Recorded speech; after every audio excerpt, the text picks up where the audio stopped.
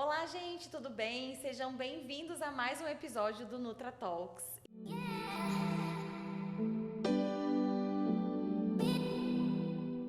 E hoje eu tenho a honra de receber essa sumidade daqui do mundo, do universo dos alimentos e da nutrição, Fernanda Martins. Ei, seja bem-vinda! Um prazer estar aqui. Eu falei antes pra Fernanda, Fernanda, você vai se apresentar e falar seu cargo, porque eu até anotei aqui, né? Senior Nutritional and Health Advocacy Manager, Latam, da Unilever. Pronto, eu coloquei. Agora você pode traduzir. Bom, primeiro é um prazer estar aqui com você, muito bacana estar aqui podendo conversar, trazer alguns temas que a gente vai conversar hoje de interesse. Bom, eu trabalho hoje na Unilever, na verdade, há 15 anos eu trabalho na indústria de alimentos. Atualmente eu trabalho com essa parte que a gente chama de advocacy, seria um advocacy mais científico, um advocacy de saúde, de nutrição, para a América Latina na Unilever. Muito bem, Fernanda, é um prazer assim imenso ter você aqui, uma honra recebê-la, né? Quando eu te conheci, quando eu escutei primeiro uma palestra sua, eu fiquei assim encantada. Eu falei, não acredito que uma nutricionista está falando desse jeito, esse tipo de conteúdo é o que eu acredito. E eu assim me conectei na hora com você. Eu falei, nossa, todo mundo precisa conhecer a Fernanda, gente, porque acho que assim, quando a gente tem conhecimento, propriedade, é muito bom, né? A gente desmistificar. E é isso, né, que você faz no seu dia a dia, que a gente acompanha. Quem não acompanha ainda a Fernanda no Instagram, gente, qual é o @, Fê? Já manda pra todo mundo. É Nutri_Fernanda.Martins. Muito bem, gente, vocês têm que seguir, porque a Fernanda traz vários conteúdos quebrando um pouco dessas fake news que a gente tem aí, que o compartilhar, né, que com certeza você já recebeu da sua família, a gente precisa trazer assim, não, peraí, não é bem assim. Antes da gente começar o episódio, gente, antes que todo mundo... Mati, já falei pra vocês que eu sou a consultora blogueira, a pior da blogueiragem, né? Porque eu erro tudo do que eu tenho que fazer. Então, assim, já deixa o quê? Seu like aqui nesse vídeo, compartilhe, mande pra mais pessoas assistirem esses episódios do Nutra Talks. Comente aqui, né, o que você tá achando, tanto no Spotify quanto no YouTube. Nos dois lugares você consegue comentar e falar o que você achou desse episódio, tá bom, gente? Isso faz muita diferença, porque vocês ficam vendo a gente, mas a gente não vê vocês. Então, a gente precisa saber o que vocês estão achando do conteúdo, né? Se você tem alguma pergunta. De dúvidas, né? Que a gente tá aqui pra tudo isso. Tá bom, gente? Então, deixa aí. Se inscreva no canal também, caso você não seja inscrito, porque você já consegue saber, toda vez que é publicado um episódio, você já vai receber a notificação. E você lá no Spotify, você também pode colocar lá para seguir o Nutra Talks. E todo episódio lançado, você já vai receber esse aviso. Dados esses avisos, vamos então conversar esse combate de fake news. Fê, você... eu falei que é nutricionista, mas você não é só nutricionista, né? Você... Formada em biologia, então é bióloga, nutricionista, você tem mestrado em saúde pública, especialista em gerenciamento, gestão de empresas, gestão de negócios, em marketing de alimentos. Gente, o gabarito e o currículo dessa mulher, meu Deus do céu, de deixar de inveja. E como que você, assim, adolescente, escolheu lá a biologia, foi cair na nutrição depois de já ser graduada? E você chegou a atuar com a parte de biologia ou já saiu e já foi para nutrição? Como que foi isso? Foi tudo bem rápido. Então, a biologia entrou na minha vida desde pequena. Eu sempre gostei muito da vida, de entender os processos. Como que a estrela do mar respira? Como que funciona a planta? Então, essa curiosidade pelo mundo, pela vida, já foi desde criança. Então, a biologia foi uma escolha fácil na minha vida. E aí, eu cursei biologia e amei o curso. Me formei super feliz. Mas a área de atuação da biologia também era uma área mais crítica, né? Então, a área de pesquisa, e eu sempre quis esse retorno para a sociedade. Então, o que eu podia trazer para a sociedade de informação? Eu gostava de uma parte mais aplicada e não necessariamente da ciência pura, que também é importante, mas eu estava mais para o lado da ciência aplicada. E eu fiz a biologia na USP de Ribeirão Preto. Eu sou originalmente de São Paulo, então eu me mudei para Ribeirão Preto e fiz a faculdade lá. Enquanto eu morava lá, eu morei com outras duas meninas que também faziam faculdade e uma delas fazia nutrição. Olha. Então, eu já comecei a ter algum contato dela falando algumas coisas de nutrição e essa né, já começou ali aquela pulguinha atrás. Quando eu me formei, então, na biologia, e estava, né, acho que como muitos de nós, sempre que a gente acaba de se formar, e o que eu vou fazer? Eu até entrei numa linha de pesquisa, comecei a ir para essa linha, fiz licenciatura também para poder dar aula na parte de biologia, então eu gostei muito de aprender algumas técnicas também, achei muito legal lidar com o público, né? E aí, então, eu estava naquela situação, estou me formando, não sei exatamente o que fazer. Falei, por que não prestar nutrição e tentar, e de repente, juntar um pouco e ver. E foi o que aconteceu. Acabei prestando, passei, aí voltei para São Paulo, porque eu passei Passou aqui... na USP, tá desse jeito aí, tá, gente? Tá falando, passei na USP, tá bom. Passei aqui na USP de São Paulo, então voltei para São Paulo. Aí eu fui fazendo em paralelo a nutrição, mas também especialização em biologia. Então eu fiz um aprimoramento profissional com bolsa na área de biologia. Encaminhei já o meu mestrado, então entrei nessa área de saúde pública com o mestrado. Como eu fazia já nutrição, eu já fui para uma linha que eu juntasse os dois, então na minha banca... Você fazia ao mesmo tempo o mestrado e a graduação de nutrição, é isso? Meu Jesus amado. E aí o meu orientador na época permitiu que eu fizesse alguma coisa mais relacionada com alimentação, porque ele era mais da área ambiental. Aí eu fiz com alimentos, então vigilância sanitária de alimentos, a parte de biologia molecular aplicada a alimentos, microbiologia. Então eu usei as técnicas de biologia molecular aplicadas a alimentos naquele caso. Nossa, e aí eu que legal. consegui meio que juntar, então aí eu tirei meu título de mestre em saúde pública e no ano seguinte eu concluí a graduação em nutrição. E aí eu já ingressei na indústria de alimentos, que foi uma coisa que eu gostei muito, porque, de uma certa forma, era aquele retorno para a sociedade que eu falava, né, que eu pensava, que eu gostava de estar nessa linha. Então, eu conseguia juntar um pouco do meu conhecimento acadêmico e essa aplicação para a sociedade. E aí, fui dentro da indústria, foi quando eu comecei também a sentir alguma necessidade dessa linguagem mais de negócios, né, para lidar com áreas, inclusive de marketing, que a gente tem interface, mas que a gente tem que saber lidar, negociar. Então, aí eu fui para esses caminhos mais de cursos e pós-graduações em gestão nessa área. Mas quando você entrou para a indústria de alimentos, foi para trabalhar na parte... O que um nutricionista faz dentro de uma indústria de alimentos, né? Foi na parte de qualidade ou foi na parte assim, de desenvolvimento de produtos? Já foi numa parte de comunicação. Legal. Que era uma área que eu gostava muito, e acho que até pelo fato de ter feito a licenciatura e ter gostado, era uma área que eu gostava. Então, dentro da indústria de alimentos, o nutricionista tem diversas áreas de atuação, né? Você citou algumas que são muito importantes dentro de qualidade, desenvolvimento, tem a parte de comunicação, tem a área de regulatórios, então tem diversas áreas, e dentro, hoje, por exemplo, que eu trabalho na Unilever, a gente vê diversos nutricionistas em diversas áreas lá dentro. Uhum. Então, mais especificamente, na época eu entrei numa outra empresa, na Danone, e lá eu entrei numa área de comunicação. Então, a gente fazia comunicação com profissionais de saúde, a gente fazia aquela comunicação mais técnica, né? Legal. Mais científica. Porque precisa saber, né? Eu acho que a partir do momento que assim, a gente está aqui no 2023, né? A gente precisa...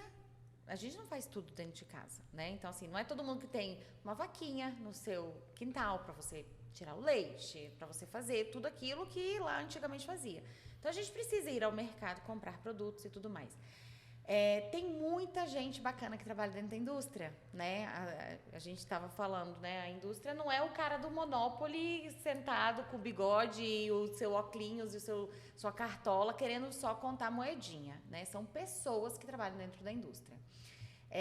Buscando formas diferentes de trazer soluções, né, pro dia a dia, né?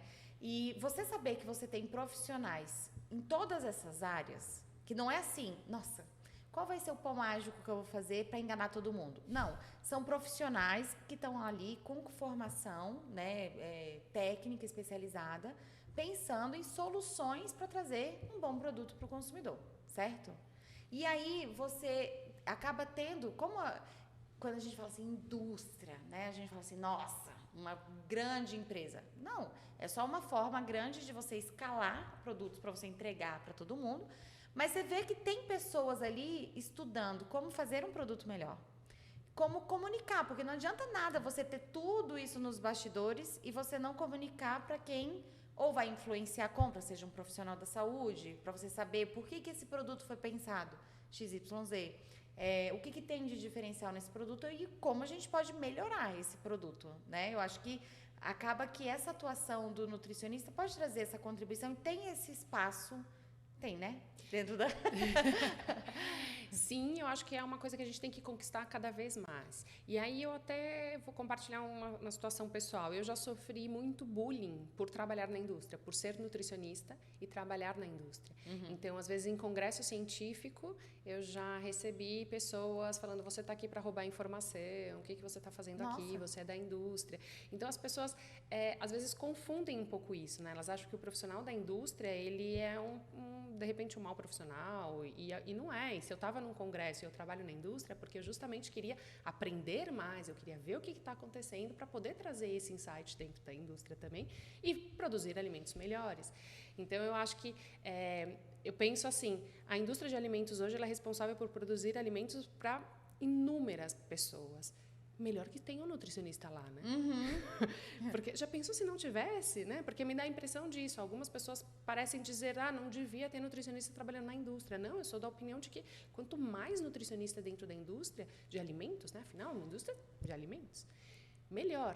E eu acho que a gente tem que conquistar esse espaço. Então, hoje eu vejo muitas indústrias com muito espaço para o nutricionista, e hoje eu falo da empresa que eu estou hoje, eu tenho muito espaço, eu não faço o que me mandam fazer, eu tenho a liberdade de ver o que é necessário, quais que são, né, as ações que a gente precisa ter, o que a gente precisa estudar naquele país específico. Então, eu trabalho para a América Latina, qual que é a diferença de cada país, o que a gente precisa ver num país, no outro, qual que é essa adaptação. Então, eu tenho essa liberdade de trazer esse meu conhecimento, que construí na academia, e depois sigo estudando, né, que a gente faz isso todos os dias, aprendendo. Então, e como que a gente traz isso para realmente produzir alimentos que sejam mais gostosos, por que não?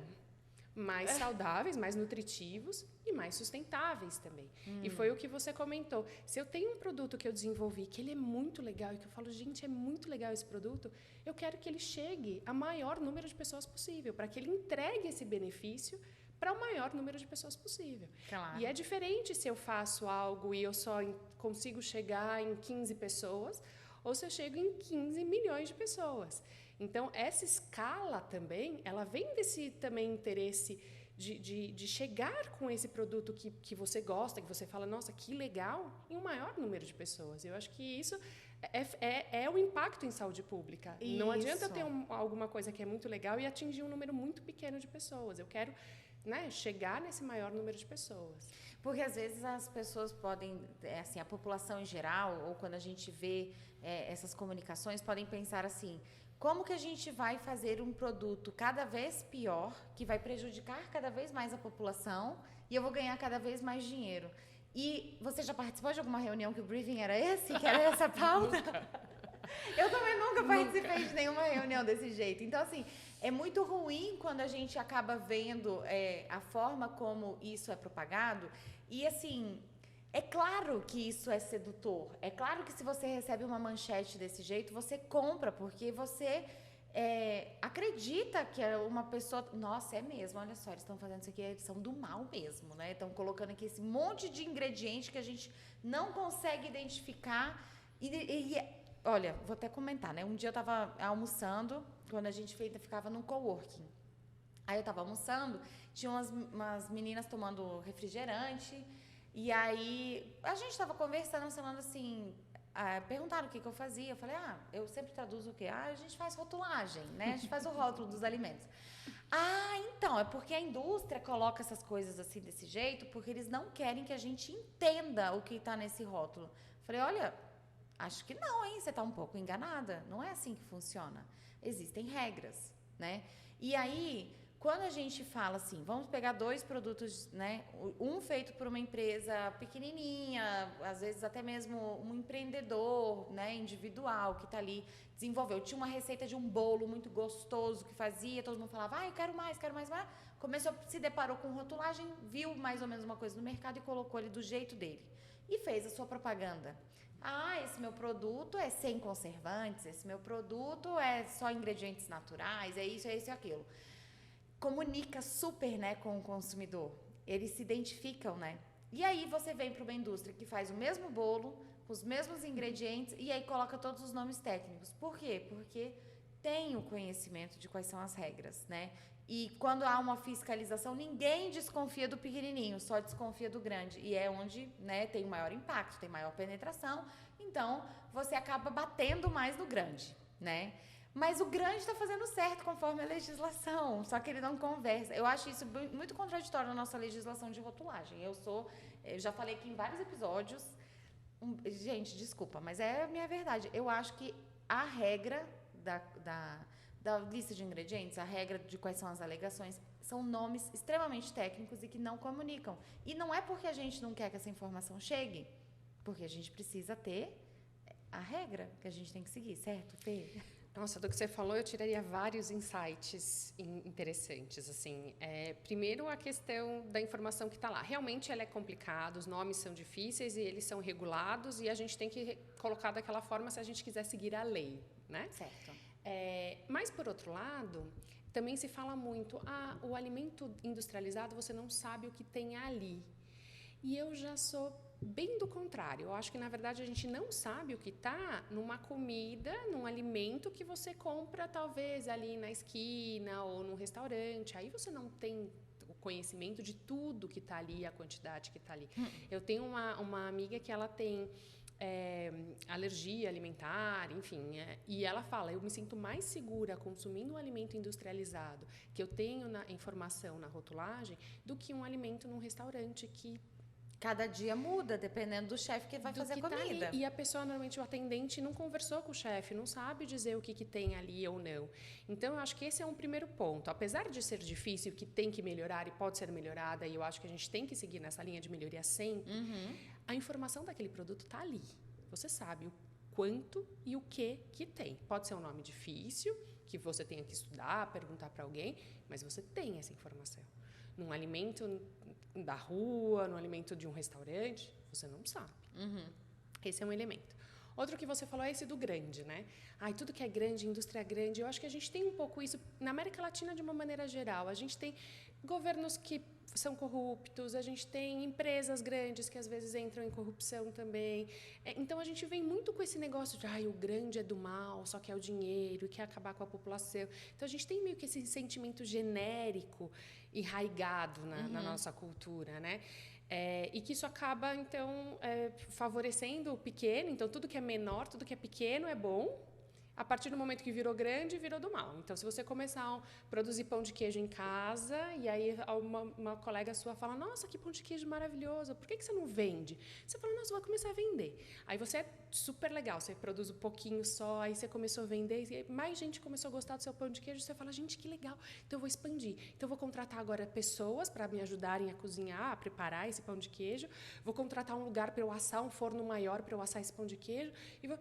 Pronto, a partir do momento que você cresceu, você começou a exportar, porque, que legal, agora eu vou conseguir exportar, aí você já é uma indústria do mal. E outra coisa, quando você, por exemplo, vou fazer meu pão de queijo, uma coisa é eu fazer uma receita que eu vou quebrar 3 ovos. Aí eu vou comprar o ovo na casca, certo? Aí agora eu vou fazer uma batelada, 1 tonelada. Eu vou quebrar esse tanto de ovo? Não. E vou fazer o que com essa casca? Não é nem sustentável, né? Aí o resíduo que eu vou gerar dentro da minha indústria. Então, aí você fala... Não, isso aqui não é humano, assim, não é racional eu ficar com uma pessoa aqui só quebrando o ovo o dia inteiro. Então, né, enfim, tem toda aquela questão. Às vezes o ovo tá bom, às vezes não tá bom, você não consegue ver. Aí, então tá bom, existe já um ovo pasteurizado. Existe já um ovo em pó. Aí você vai vendo as tecnologias de alimentos aplicadas dentro da indústria.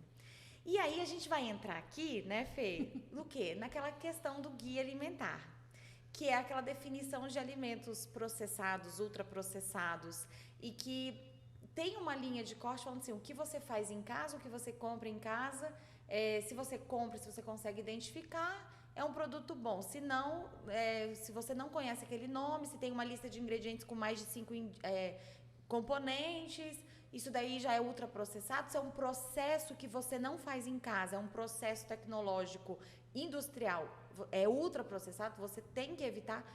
E aí você entra num negócio que você... Gente, mas espera aí, não é bem assim. E aí você começa a ver, é o mesmo pão de queijo, Ela fazia com ovo normal, só que para uma escala pequenininha. A partir do momento que eu vou fazer 1 tonelada, eu vou precisar de outros recursos. Isso deixa o pão de queijo pior, menos saudável? Não é complicado? É isso. Ó, quando eu falei pra Fernanda que eu ia fazer essa temporada, era fogo no parquinho, era isso aqui, gente, que eu queria. Era só... Vamos falar. Só pergunta difícil. Só até fogo no agora tá parquinho, tranquilo. gente, Eu falei, isso. vai ser fácil, né? Eu acho que esse é um tema muito importante, inclusive pra gente trazer pra discussão, né? O guia alimentar, a gente tem uma versão anterior e o guia mais recente a gente tem aí da versão de 2014, que traz vários elementos muito bacanas, que traz essa questão de sentar à mesa, da cultura alimentar. Então, acho que tem pontos muito bacanas no nosso guia alimentar. Porém, tem esse capítulo específico que traz essa definição de ultraprocessado e que esse tema ele não é um consenso científico. Inclusive, hoje, esse último ano e o ano passado também, a gente tem visto muitos artigos científicos publicados por investigadores internacionais de distintos países que colocam algumas críticas ao uso dessa classificação, principalmente para políticas públicas e para orientar a alimentação saudável. Então, vamos lá, o porquê, né? Primeiro, é importante dizer que as pessoas que criticam essa classificação não estão defendendo a indústria, não estão defendendo os alimentos ultraprocessados ou processados ou industrializados, chame do que for, né?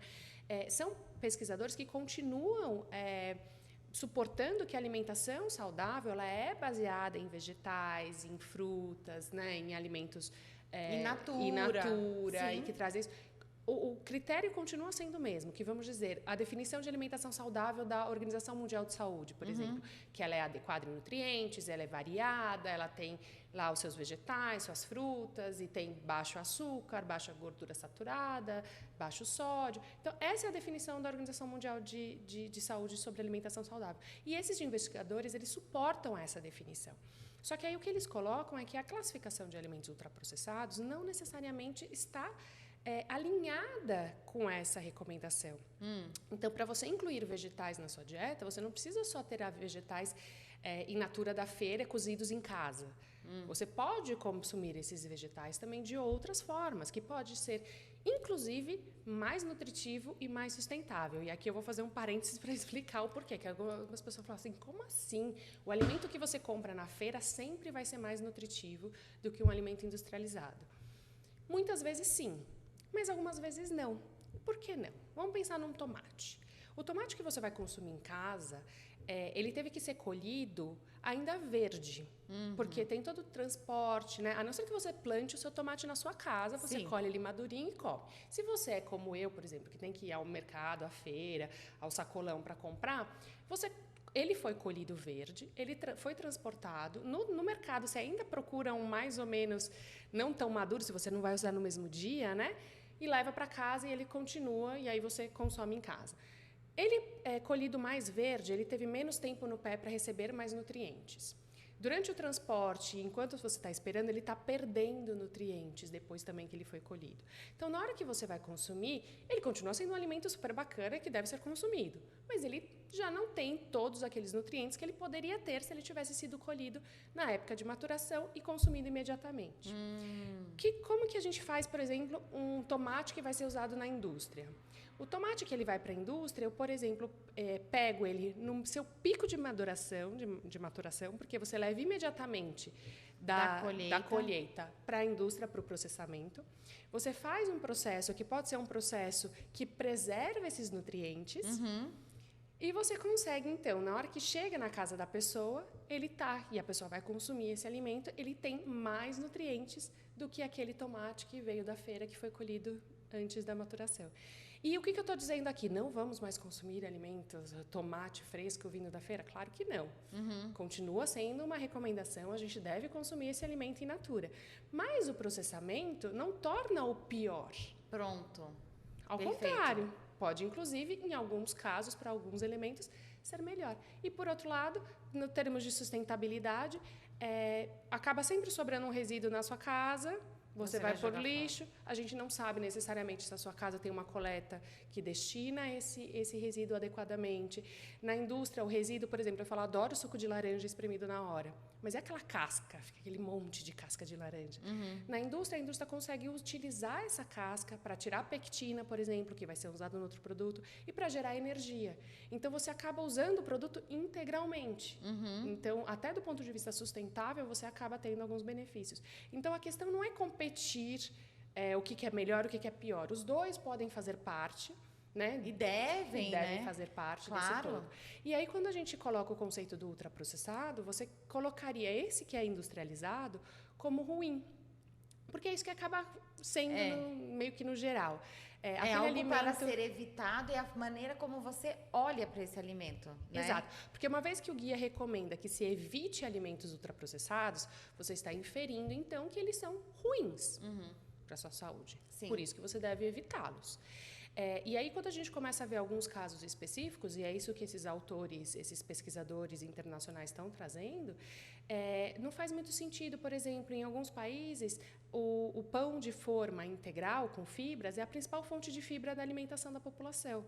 E aí ele acaba sendo colocado na categoria de ultraprocessados. Mas será que faz sentido? Qual que é a outra opção? Porque é aí que está também o ponto. Sempre que a gente tira alguma coisa da nossa dieta, a gente coloca outra. Pode ser um outro alimento ou a gente aumenta a quantidade dos alimentos que já estavam lá. Porque, né, é uma combinação. Você só não tira uma coisa, você completa. Claro. A gente chama de share of stomach, né? Você tem o estômago e aí como que você completa ali dentro do seu estômago. E as opções que você vai substituir, por exemplo, um pão de forma integral, às vezes é uma opção que vai ser pior, que vai ter menos fibra, que vai ter mais sódio. Ou às vezes vai ser um carboidrato que vai ter uma absorção muito mais rápida também. Você vai ter um pico de insulina, né? Um pico de glicemia também. Então, quando a gente olha na dieta, a gente precisa sempre olhar esse todo. Então, essa recomendação de evitar alimentos ultraprocessados. Mas o que você coloca no lugar? Você vai colocar uma fruta? Nem sempre faz muito sentido. Então, depende do que você substitui também, é um ponto relevante. Mas assim, o que eu...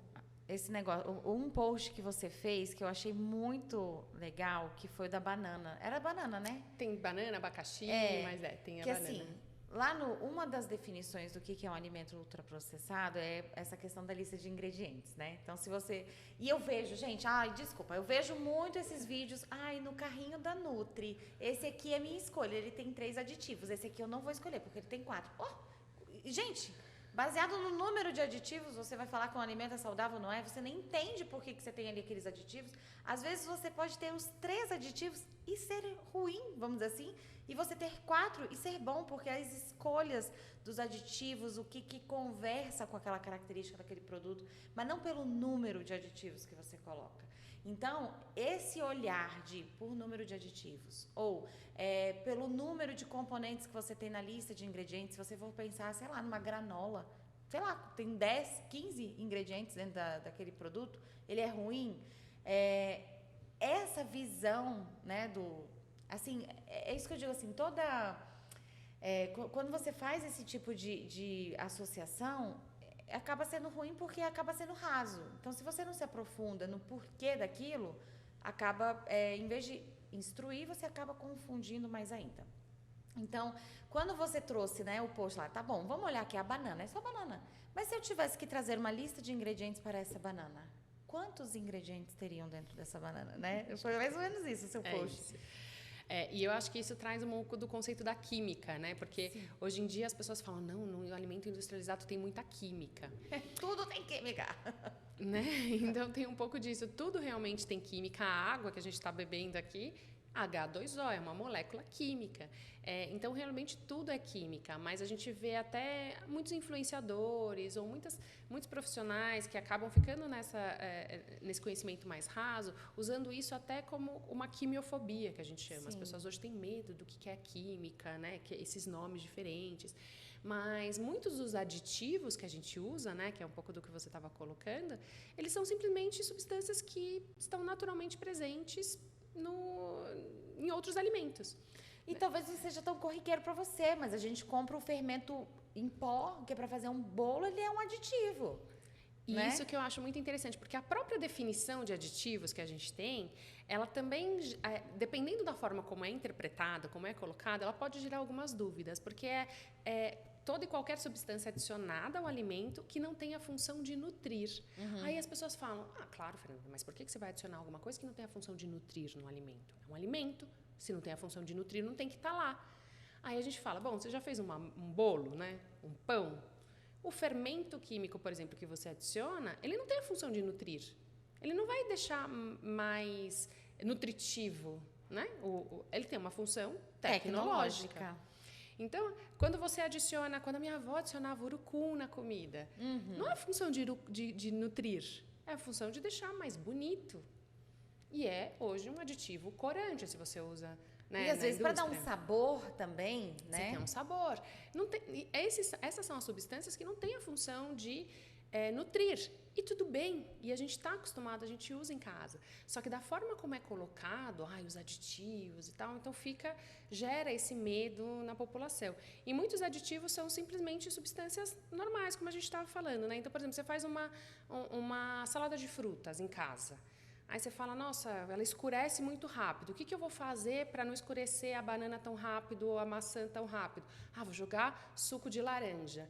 Mas e se tem alguém que não gosta muito do sabor da laranja ali no suco junto? Então, o que você faz? Você extrai só o ácido ascórbico e aí você usa só essa substância que estava na laranja e coloca ali e você consegue preservar melhor essa substância.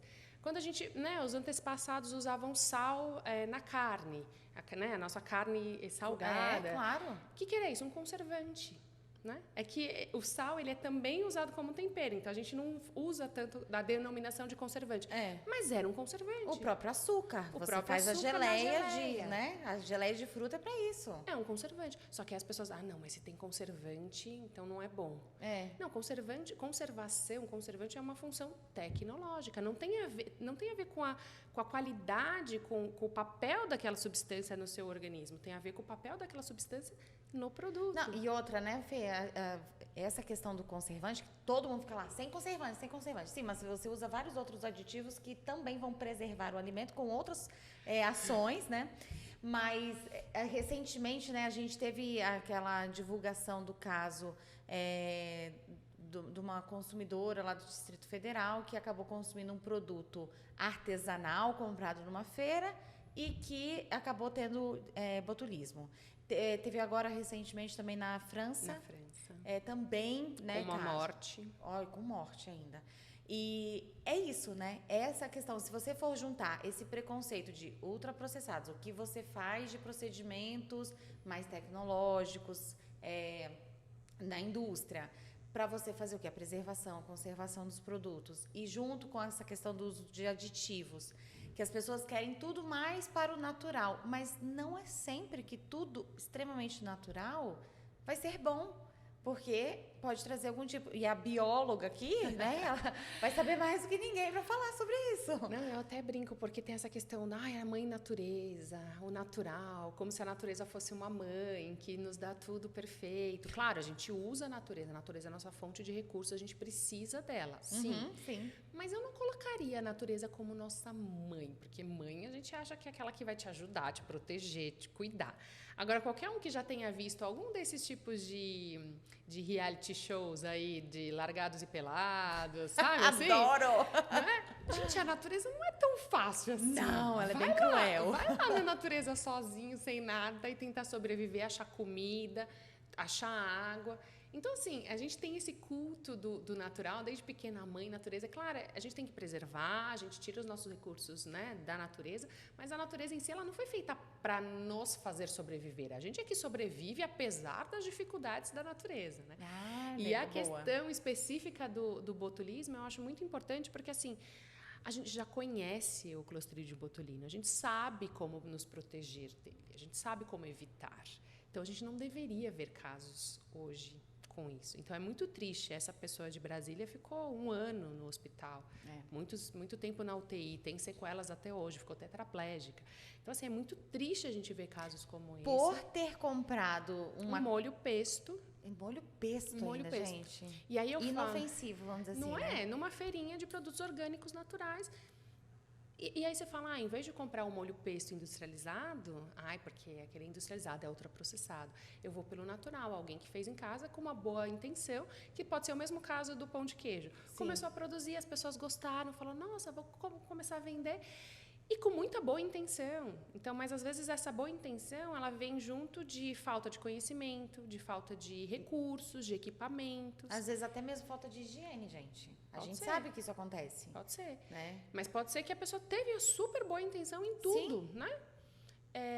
Mas uma coisa dessa acaba acontecendo. Então, o que eu vejo de preocupação é que esse culto excessivo ao natural pode trazer de volta esse tipo de doenças que a gente não tinha mais. Então, a gente vive hoje num sistema... De uma certa forma, a indústria de alimentos fez um trabalho tão bom, trazendo essa segurança dos alimentos para a população, né? Que a gente tem os alimentos seguros hoje para consumir, que a gente meio que esquece e acha que isso não é um problema. E aí tem um caso muito engraçado também. Há alguns anos eu fui para a Índia e algumas pessoas, quando ouviam que eu falava, você vai para a Índia? Então, olha, lá não tome água na rua, nada com gelo, não coma nada em restaurante fora, compre tudo industrializado. E aí eu falo, olha que interessante, quando a gente pensa numa outra cultura, talvez ainda um pouco mais em desenvolvimento, né, do que a gente tem essa noção do que é a segurança dos alimentos, né? E agora aqui a gente acha que não, aqui não tem problema, aqui comer na rua ou comer ali não vai me causar problema. Nossa, você tá falando, eu tava pensando assim, em vários outros produtos, né, que a gente vai vendo e que trazem essa insegurança, né, tem essa questão também, né, que você precisa desse alimento seguro. E até quando eu ainda estava na faculdade, né, teve uma professora minha que falou, um beijo, Carla, espero que você esteja assistindo. Ela falou assim, gente, tudo, porque assim, ó, a minha formação de nutrição, às vezes eu falo, gente, eu nem sei se mais eu me formei em nutrição, porque a nutrição que eu tive, né, o meu ensinamento, quando eu atendi em consultório, era uma nutrição que a alimentação saudável é equilibrada. Tudo você pode consumir. Tudo tem seu momento. Você tem que saber o momento que você vai comer o chocolate, o brigadeiro, e o momento que você vai comer a salada, o arroz, feijão, a carne. É uma questão de equilíbrio. Você ter paz, a sua relação com paz com o alimento. E aí ela falava assim, gente, às vezes você comer um pacotinho de salgadinho e tomar um refrigerante enlatado é muito mais saudável do que você comer um alimento de um restaurante na beira da estrada que você não tem uma ideia da higiene, da procedência, da validade, porque se você comer, você pode passar mal, você pode ter algum tipo de doença. Então, esta possibilidade de você conviver com as duas questões é muito importante. Não é uma coisa ou outra. A gente tem que parar com esse fla-flu, que é ou um alimento extremamente saudável, ou então você está só defendendo a indústria de alimentos e você só quer falar dos alimentos industrializados. Não, eu acho que muito do que você falou é como eu vou para o supermercado, eu vou olhar um vegetal congelado, às vezes, né? Vou ver lá um pacotinho de ervilha, um pacotinho de milho, que está lá congelado. Será que aquilo ali não é saudável? Será tudo que está ali eu tenho que abominar? Será que não pode ser uma escolha? Poxa, eu tô com a minha vida super corrida, não vou conseguir fazer a feira. Poxa, gente, sério, quem já comprou abóbora para ter que descascar a abóbora, gente? Aquilo ali é muito triste você tirar aquela casca e tudo. Aí eu quero fazer um purê de abóbora, vou fazer sem a casca.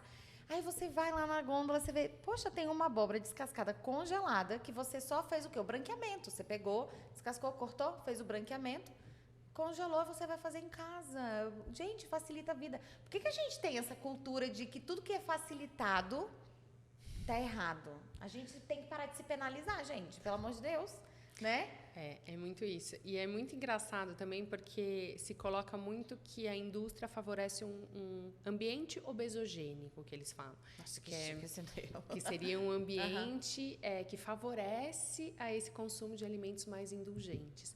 E eu, quando eu fui estudar um pouco esse conceito, entender, quando eu começava a ler, eu falava, gente, para mim, na minha experiência, o ambiente mais obesogênico que eu conheço era a casa da minha avó.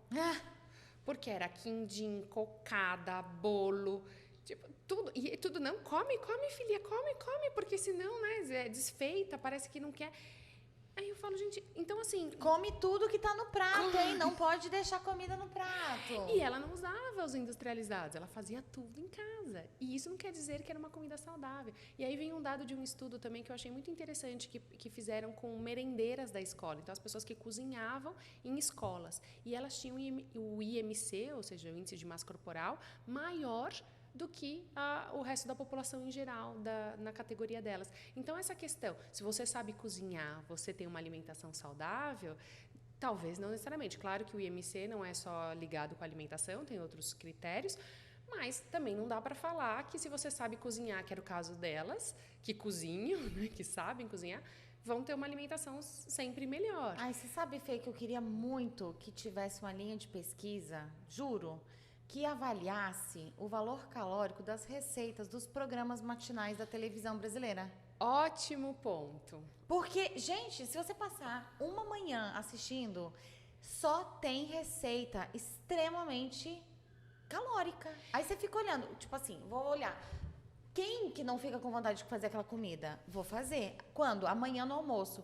Então, assim, o arroz, feijão, um bife grelhado, um vegetal, ele deu lugar dentro dos lares, em alguns, de pratos extremamente elaborados, que você vai colocando lá. É um fio de azeite. Não é um fio de azeite, gente. Despenca metade do vaso lá de azeite.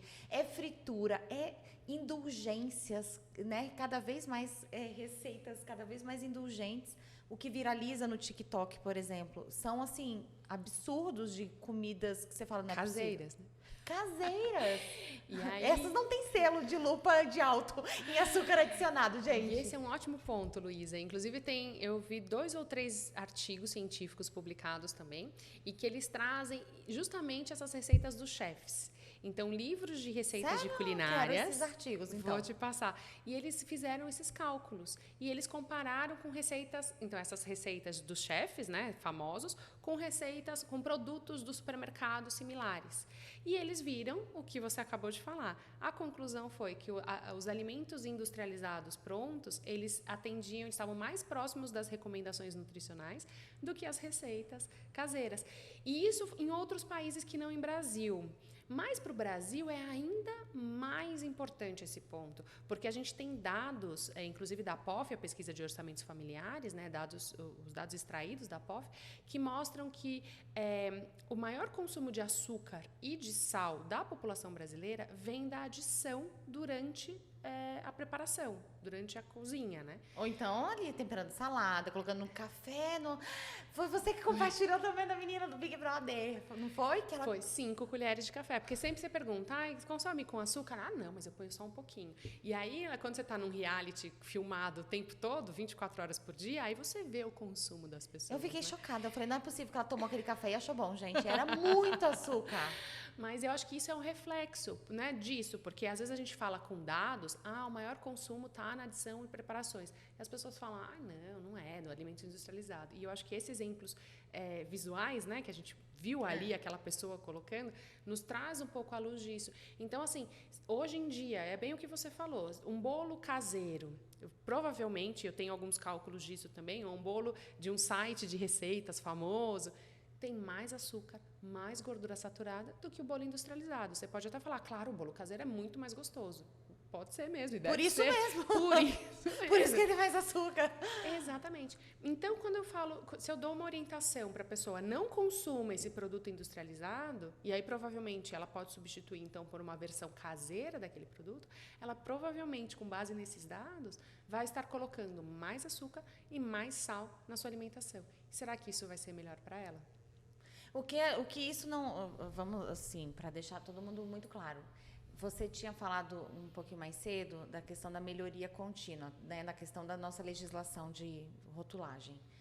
Eu acho que tudo, né? Eu acho que a própria indústria também olha para sempre muito assim como que eu posso fazer esse produto de uma maneira melhor. A gente sempre tem que repensar isso. E essa questão de combate a essas fake news, né? Que a gente vai... O carrinho da Nutri, gente, assim, aqui o carrinho da Nutri eu fico assim muito indignada. Você vê esses vídeos? Não tem condições, né? Ou então, qual é a escolha da Nutri? Gente, e assim, aí, por exemplo, são várias coisas, né, que vão se misturando. São categorias diferentes de produtos. São produtos que muitas vezes você está restrito, você não tem o que fazer. E outras vezes comparam-se produtos diferentes. Então, por exemplo, se eu for pegar um leite pasteurizado, que ele é de garrafinha, vendido refrigerado, que ele passou por um processo de pasteurização, ele tem lá o que você pode colocar dentro daquele produto, que, se eu não me engano, você não pode colocar nenhum aditivo dentro de um leite pasteurizado. E ele fica refrigerado e por poucos dias. Pronto. Então, assim, você tem um produtor local, é bem, né, enfim, e é se bem você restrito. não consumir, ele estragou. Aí você tem o leite UHT, o ultraprocessado. Claro, porque quem vai ter uma tecnologia, uma máquina para você fazer, né, o processamento, que é o quê? Você, em um período curto, né, que é uma temperatura muito alta, depois você tem um resfriamento desse leite, e é um processo super rápido, por isso que você faz, né, ultra high temperature, né, do UHT. Então, depois, né, atendendo indústrias lácteas, eu fui entendendo também que alguns aditivos você usa porque vai ficando, né, o leite vai se depositando nas próprias tubulações, então você precisa passar alguns tipos de fosfato dentro da própria cadeia, porque ele vai ajudando nessa fluidez. E você pode utilizar alguns, não são muitos, são pouquíssimos os aditivos que você pode usar, limitados na quantidade, dentro do leite UHT. Aí você olha, os dois são leites. Não, mas esse leite aqui, ele tem aditivo, ele não faz bem. Não é isso? Mas aí como que você vai levar esse leite para mais pessoas? Como que a gente faz essa expansão, né? E aumentar o tempo útil desse alimento, né? Eu acho que também a gente, junto com esse culto do natural, hoje em dia parece ter esse culto do que estraga rápido. Parece que se estraga rápido é mais saudável. E vivendo hoje num cenário que a gente tem de que 1/3 dos alimentos produzidos não são consumidos, ou seja, vão para o lixo. Nossa. 1/3 de tudo que a gente produz. A gente tem um cenário de insegurança alimentar, que é aquele dado de que as pessoas não têm acesso à quantidade e qualidade suficiente de alimentos. Então, as pessoas ali que estão próximos de passar fome ou estão tendo alguma dificuldade nesse acesso. Então, juntando esses dois dados, desperdício de alimentos e falta do acesso para toda a população, como que a gente pode valorizar aquilo que estraga rápido? Então, eu acho que tudo que a gente puder fazer num produto para que ele dure mais, é melhor. Claro, respeitando as condições de que ele não faça mal, que ele seja inócuo para a saúde. E como você bem colocou, os aditivos eles são muito controlados, são muito estudados. Então, existe uma lista de quais os aditivos que podem ser usados, em quais tipos de produtos, em quais quantidades. E são quantidades, em geral, muito pequenas, menores do que a presença em um alimento natural. Eu tenho um artigo também que é muito bacana, ele compara a quantidade total, foi um estudo feito na França, a quantidade total que se consome de alguns tipos de aditivos, como lecitina, ácido ascórbico, vindo dos alimentos industrializados e comparando isso com um alimento in natura. Então, eu não vou lembrar de cabeça os dados, mas é coisa assim, em uma laranja você tem, sei lá, 3 vezes ou algumas vezes mais a quantidade total de ácido ascórbico que você consome como aditivo nos alimentos industrializados. Então, assim, quando a gente começa a ver esses números, ver esses dados, a gente vê que não faz muito sentido essa histeria que a gente tem em relação ao alimento industrializado, em relação aos aditivos. É uma falta de conhecimento, efetivamente. Total. Eu falo, da pipoca radioativa do pipoqueiro na porta da escola. Esse corante, ninguém fala, né? Fala só do outro produto lá. Nossa, esse aqui tem um corante, não pode consumir. Mas a pipoca que você vai ao banheiro e você vê lá, é radioativa. Ela permanece, gente, né? Quem nunca comeu? Você fala assim, gente, tem alguma coisa errada comigo? Aí você lembra, não, eu comi pipoca ontem no parque. Ah, é verdade, então pronto. E é ali caseiro, né? Feito ali na hora. E, cara, comprou o corante mais barato que tinha na loja, certeza, tudo artificial, entendeu? Então, assim, a gente tá vivenciando com várias coisas. Eu acho que o mais importante é a gente tirar essa visão que a gente tem tão cega, né? Então, a gente não consegue enxergar e acaba acreditando que tem um vilão por trás. E eu não estou aqui, eu não sou paga por ninguém aqui para ficar defendendo nada. Mas a gente que trabalha nos bastidores, a gente que conhece as pessoas de dentro da indústria, a gente sabe, gente, que não é essa questão de estar ali no vilão. Eu acho que é a gente conseguir ter esse discernimento do que você fala. E muitas vezes um discurso todo natureba e pró-saudável tem vários outros interesses que não estão sendo falados, né? Que não estão ali sendo divulgados. Então, assim, eu acho que a gente tem que ter esse discernimento e ouvir os dois lados. Acho que para tudo a gente tem que ter a ponderação. Ninguém aqui está falando que você tem que fazer as bases de forma alguma, porque senão a gente vai rasgar nosso diploma aqui de nutrição, né? Mas eu acho que assim, é saber conviver, é saber você olhar aquela informação e pensar, mas será mesmo que é isso mesmo? O que eu falei, né, da lupa, a rotulagem nutricional frontal, ela vai trazer muita coisa à tona. Tem muito produto que é saudável e que vai ter um monte de lupa aí, né? E vice-versa. E o ponto também é que está trazendo à tona os alimentos industrializados, mas não está trazendo à tona as receitas, as preparações caseiras. Então, eu acho que tem diversos elementos aí em relação à rotulagem, mas um que me preocupa é que pode agravar essa vilanização dos alimentos industrializados, porque só eles terão essa luz, essa lupa do alto conteúdo. Os alimentos caseiros, os vendidos, né, em restaurante, eles não vão ter. Então, eles acabam sendo vistos como melhores, mais saudáveis no geral, e que não necessariamente podem ser, mas não necessariamente. E como você colocou, né, como que a gente combina? A alimentação saudável, ela não é um produto. Não. A própria Organização Mundial de Saúde falou num evento agora, dia 13 de julho, do relançamento ou lançamento do que é uma revisão, né, do que é uma alimentação saudável. Eles colocaram que não é um produto, é o todo. É como o todo, a porção, o tamanho de porção, a frequência de consumo, né, quantas vezes você consome aquele alimento, a diversidade, é como tudo isso vem junto. E o alimento industrializado, ele acaba vindo, podendo ajudar aquela mulher, mãe, trabalhadora, que em geral é quem acaba caindo na carga, né, da alimentação. Então, por que eu preciso fazer um molho de tomate na minha casa se eu posso comprar um molho de tomate industrializado que vai me ajudar, vai acelerar o meu processo, vai deixar menos desperdício, menos resíduo em casa, pode durar mais, então eu consigo ali guardar, estocar e conseguir pegar. Então, se eu tiver um tempero que me ajude a fazer um vegetal melhor, porque eu não sei fazer muito vegetal, então eu posso usar algum produto que me ajude a preparar esse vegetal e aí eu vou aumentar o consumo de vegetais. Ou então, simplesmente, eu quero a refeição pronta. E eu posso comprar uma refeição congelada pronta e que ela inclua alguns vegetais também. Claro. E que possa ser bacana para mim. Né? Então, durante um tempo, eu morei na Holanda 3 anos e uma coisa que me surpreendeu muito lá foi o tamanho das porções. E eles pensavam muito para as pessoas que moravam sozinhas e que eu vejo a diferença daqui. Então, lá eu ia comprar um vegetal. Aqui, o que eu faço quando eu morava sozinha? Você comprava um pé de alface, ou você come alface dia sim, dia sim, dia sim, almoço, jantar, almoço, jantar, ou você vai ter que jogar uma parte fora, porque não dá.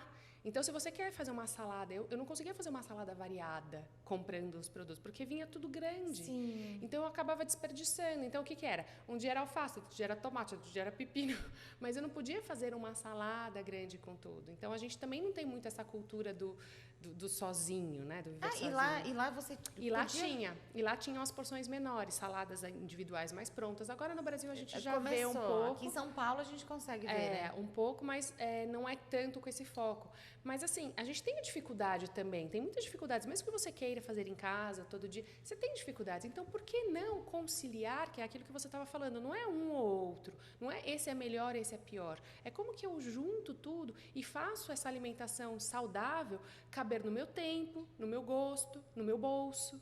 Né? É ajudar a população nesse passo. E, Fê, quando você trouxe, né, a sua comunicação ali no Instagram, que é trazer um pouco esse combate...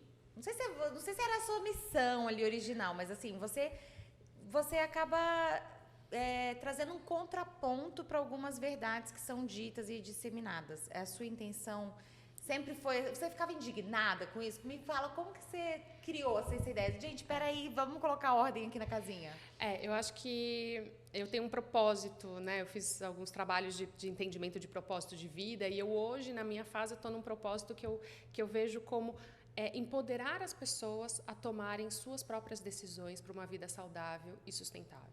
Porque eu acho que não existe um tipo, né? E não só eu, a OMS, enfim, não existe só um tipo de alimentação saudável, não existe só um tipo de alimentação sustentável. Então, como que a gente ajuda essas pessoas a entenderem e elas fazerem as escolhas conscientes no ambiente delas, do que cabe para elas? Porque o que cabe para mim hoje não cabia há 3 anos, não vai caber talvez há 5, não cabe para você.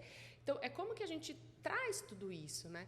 Então, eu acho que é um pouco essa a minha missão e essa a minha indignação. Então, alguns termos, por exemplo, os alimentos ultraprocessados, como a gente falou antes, por que eu trabalho com esse tema? Porque, de verdade, o que eu vejo na literatura científica, o que eu vejo os outros pesquisadores falando, é que se você elimina um alimento ultraprocessado, não necessariamente sua alimentação é saudável. Porque não quer dizer que você vai colocar um que não seja, né? Então, assim, qual que é a questão de ficar advogando por retirar um grupo de alimentos que no final não necessariamente vai ser saudável? A gente tem dados da população brasileira, com uma parcela da população que consome 2% de alimentos, da energia vindo de alimentos ultraprocessados, ou seja, nada, e não é saudável, não cumpre com os critérios de açúcar, de fibras, de sódio. Então, assim, eu acho que minha maior indignação em alguns desses casos, com alimentos industrializados, é meio que isso, que o que a gente está colocando, a sugestão que a gente está colocando, né, a posição, a educação, a forma que a gente coloca para a população, não necessariamente vai chegar a uma alimentação melhor. Então, em 10 anos, a gente vai estar com os mesmos problemas ou ainda piores do que a gente tem hoje. E eu acho que a minha luta é um pouco essa. Eu efetivamente acredito que a gente pode ter uma alimentação mais saudável, mais sustentável, usando todas as tecnologias, todas as ferramentas que a gente tem aí disponível de forma consciente. Nossa Senhora, gente. E eu vou deixar aqui reforçar o convite para vocês seguirem a Fernanda no Instagram. Porque quando você chegar assim, ó, receber uma notícia, um videozinho, ela vai trazer o contraponto dela. E só para finalizar, né, Fê, a gente, semana passada teve o dia da saúde mental, da Dia saúde Internacional mental. de Saúde Mental. E como essa pressão para você ser saudável pode, às vezes, trazer uma pressão, né, para você. Uma luta, você traz... Olha, às vezes, eu escuto, né, pessoas que vão começar a fazer uma dieta e elas ficam mais ansiosas ainda. Essa relação das pessoas com a comida, né? Ou às vezes ela fica assim, quero ser muito saudável, isso traz uma pressão. Ou às vezes ela não ter uma boa relação com a comida e acaba tendo algum transtorno alimentar, às vezes até mesmo percepção de imagem corporal. A gente que é, né, profissionais da área da saúde, a gente não pode desprezar o quanto isso é importante para a gente olhar. Mais do que qualquer outra escolha, é a gente fazer as pazes para comer, que a gente precisa comer, bióloga, né? E eu acho que a saúde mental ela vem sendo negligenciada em toda essa discussão de alimentação que a gente tem hoje. Então, realmente, o brasileiro é o país... o Brasil é o país mais ansioso do mundo, com pessoas mais ansiosas do mundo. E, sim, a gente transporta essa ansiedade para a alimentação. E toda essa comunicação em alimentação, esse pode, esse não pode, esse pode, esse não pode. Em geral, o que pode é aquilo que está mais distante, é o que toma mais tempo, é o que é mais caro, me distancia mais do que eu posso fazer. Então, acaba que gera aquele... então se eu não consigo fazer, então dane-se, vou comer aqui um monte de açúcar e tal. Então, eu acho que quando a gente coloca essa pressão muito grande numa solução que está muito distante, às vezes, da vida da pessoa, ela acaba distanciando mais ainda e ela não vai buscar. Se a gente trouxesse opções para passo a passo, como você vai mudando aos poucos, você traz mais a pessoa para aquele caminho e não distancia. Então, eu acho que esse ponto da saúde mental ele é muito importante. O brasileiro é muito ansioso. Essa guerra nas redes sociais, isso pode, isso não pode, né? Essa ambiguidade, tudo... eu quero ser saudável. Mas você não é saudável, você está comprando isso aqui não é bom. Aí você fala, meu Deus do céu, então... O foco no produto, né? Isso. Um produto e não na alimentação. No estilo de vida, né? Como você falou, nessa relação com a comida. Eu posso consumir não preciso consumir a travessa inteira de bolo que eu fiz. Eu posso consumir um pedaço. Então, como que a gente traz... E esses são temas que não são trazidos de forma muito clara. Está muito nessa guerra de industrializado, de não, de bom e de ruim. Então, eu acho que a gente acaba distanciando a população dessa alimentação saudável. Se a gente continuar a gente tem que ter essa paz. Nessa regra, tem que ter essa paz. Quem sabe, né? Vamos... Aí, Miss, eu quero a paz mundial, eu quero a paz com os alimentos, gente. Exatamente. Fê, foi uma delícia. Poderia continuar aqui conversando muito com você. Toda vez que a gente se encontra, a gente conversa pra caramba também, né?